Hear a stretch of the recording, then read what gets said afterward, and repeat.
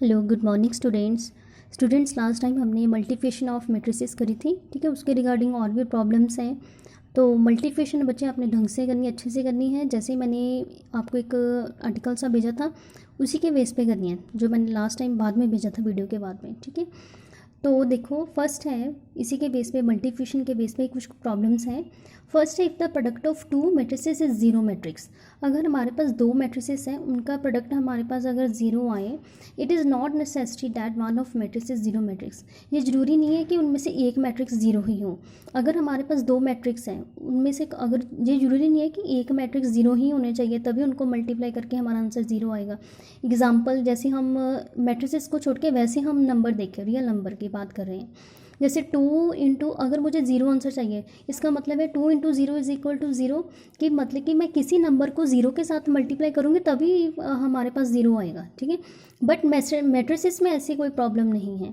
उसमें ज़रूरी नहीं कि हर एक मैट्रिक्स ज़ीरो होनी ही चाहिए तभी हमारी प्रोडक्ट ज़ीरो आएगी। ठीक है, तो इसके लिए और जैसे अलग से स्टेटमेंट आ सकते हैं, give an example of two matrices A and B such that A B is equal to zero where when neither A is equal to zero nor B is equal to zero. तो सबसे पहले मैंने ए matrix अपनी तरफ से कुछ भी ले लिया, आप कुछ भी ले सकते हो, बट ऐसी होनी चाहिए कि उनकी प्रोडक्ट हैं वो हमारे ज़ीरो आने चाहिए। ठीक है, let A is equal to zero zero minus one and two, B is equal to 3005। Here ये वाली भी नॉन जीरो मैट्रिक्स है क्योंकि इसमें ये एंट्रीज जीरो नहीं है। अगर सारी जीरो एंट्रीज जीरो होती, हाँ फिर ये जीरो मैट्रिक्स होती, बट ये भी नॉन जीरो मैट्रिक्स है, ये भी नॉन जीरो मैट्रिक्स है। अब इनकी प्रोडक्ट करनी ए बी, बच्चे मल्टीप्लिकेशन आपने अच्छे से करनी है। ए वन वन, दिस इज, ठीक है, ये और मैट्रिसेस है, इसका बी वन वन, इसकी मल्टीप्लाई इसके साथ। पहले आपने ये चेक करना है कि जो हमारी रिजल्टिंग मल्टीप्लाई करके मैट्रिसेस आएगी वो किस ऑर्डर की होगी। This is two cross two, this is also two cross two. जो हमारी प्रोडक्ट करके मैट्रिसेस आएगी वो भी टू क्रॉस टू ही होगी। ठीक है, zero into three plus minus one into zero, zero ही आएगा। Zero into five minus one into zero, zero. Two into zero plus three into two into zero, zero. Zero into five plus two into zero, this is also zero. तो matrices हमारी zero आई। ठीक है, next है, if A and B are two square, if A and B are square matrices of same order such that A B is equal to B A, then prove that A B की power N is equal to B की power N into A. So जहाँ पे भी power की बात आ जाए बच्चे, तो आपको हमेशा याद होना चाहिए इस पावर को सॉल्व करने का मेथड हमारे पास प्रिंसिपल ऑफ मैथमेटिकल इंडक्शन ही है। ठीक है, इसको हम by principle of mathematical induction के साथ ही सॉल्व करेंगे। So principle let P of N, मैंने अपनी तरफ से ये वाली स्टेटमेंट ली। ठीक है, अपनी तरफ से जो भी हमारे को प्रूव करना होता है ना, उसी को हम लेट पी ऑफ एन मान लेते हैं। So step principal of mathematical induction के स्टेप होते हैं तीन। सबसे पहले हमने एन को वन माना, टू भी मान सकते हो, मोस्टली वैसे एन को वन ही लेते हैं। वन का मतलब ये क्या कि जरूरी नहीं कि वन, कई बार में से मोस्टली वन ही लेते हैं, बट ये हर वक्त ये जरूरी नहीं है कि वन ही लेना हमेशा, कभी हम कुछ भी ले सकते हैं कि हमारी उस टाइम क्या होल्ड हो कर रही है। पहले एन को वन पुट करा, यहाँ पे एन है, वहाँ पे ए बी की power one is equal to B की पावर वन, तो बी ही रहेगी। Now A B is equal to, मैं बी ए लिख सकती हूँ क्योंकि मुझे गिवन है।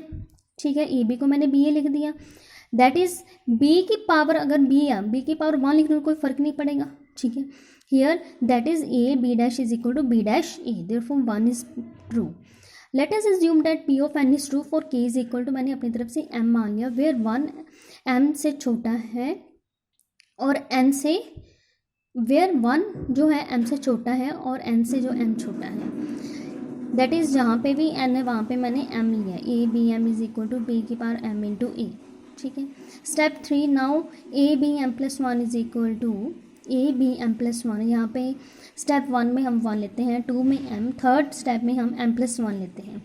के भी ले सकते हो, के प्लस वन भी ले सकते हो। यहाँ पे एम, हाँ एन है, वहाँ पे मैंने एम प्लस वन लिया, बच्चे इनको ब्रेक कर लिया, बी एम प्लस वन को। देखो इसको हम कैसे कर सकते हैं, बी एम इंटू बी। ठीक है, और A B by associative law लगाया, ए बी को हम फिर से बी ए लिख सकते हैं क्योंकि हमें गिवन है जी। ठीक है, फिर हमने इसी को एसोसिएटिव लॉ से होल्ड करा, बी ए की bracket B M, that is B is equal to A B M base, फिर हमने इसको अरेंज करा।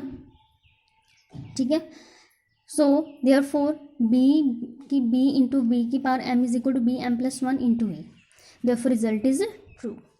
नेक्स्ट है इफ़ ए बी सी हमें मैट्रिसेस दी हुई है, verify A B C is equal to A B into C. ठीक है, सो सबसे पहले बच्चे आपने लेफ्ट हैंड साइड को प्रूव करना, फिर राइट को।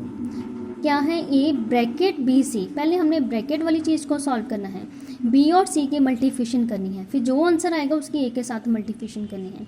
सबसे पहले हमारे पास बी मैट्रिसेस दी हुई हैं, सी भी दी हुई है, तो पहले चेक करो कि इन दोनों की मल्टीप्लाई करके जो हमारी मैट्रिसेस आएगी वो किस ऑर्डर की होगी, पहले हमें यही देखना होगा। This is 2 cross 2, this is 2 cross 3 matrices.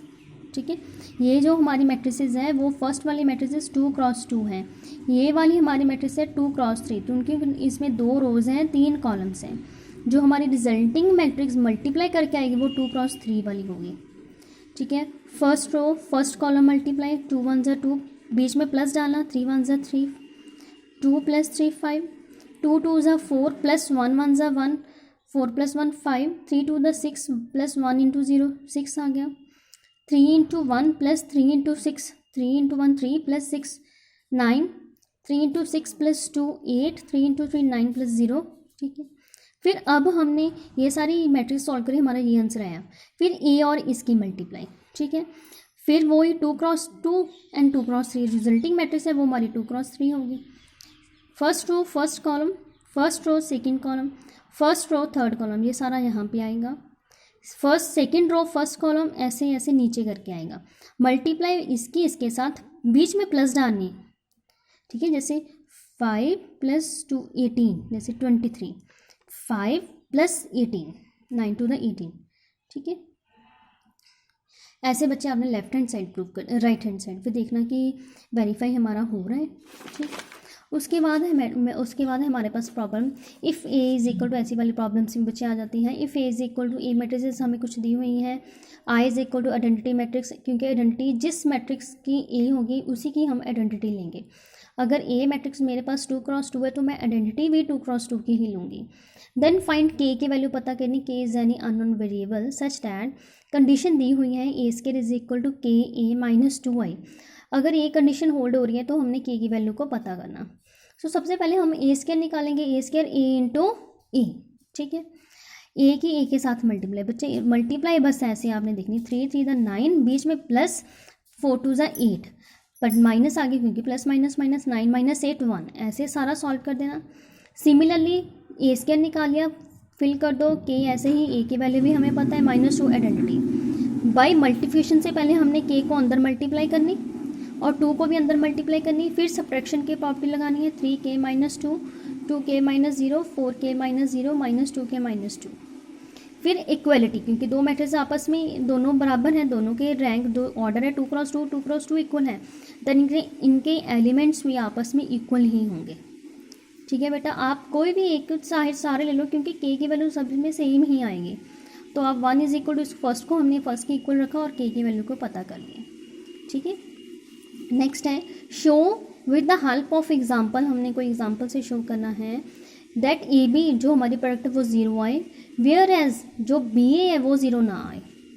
That is जैसे कि where 0 is always a zero matrix, A B are both non zero matrices. A और बी मैंने कोई 2 नॉन जीरो मैट्रिसेस लेनी है, क्योंकि मैट्रिसेस में यही बात याद रखनी है कि जरूरी नहीं है कि हमें प्रोडक्ट के लिए एक मैट्रिक्स 0 चाहिए ही, इट्स नॉट नेसेसरी।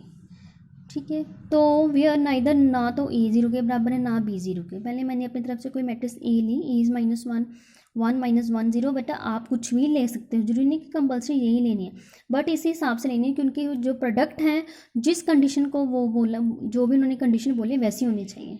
0 बोला तो उनकी प्रोडक्ट जो हमारे पास 0 आनी चाहिए। ठीक है, तो हमने इसकी प्रोडक्ट करी 0 आया, B A, but whereas B A non zero आनी चाहिए।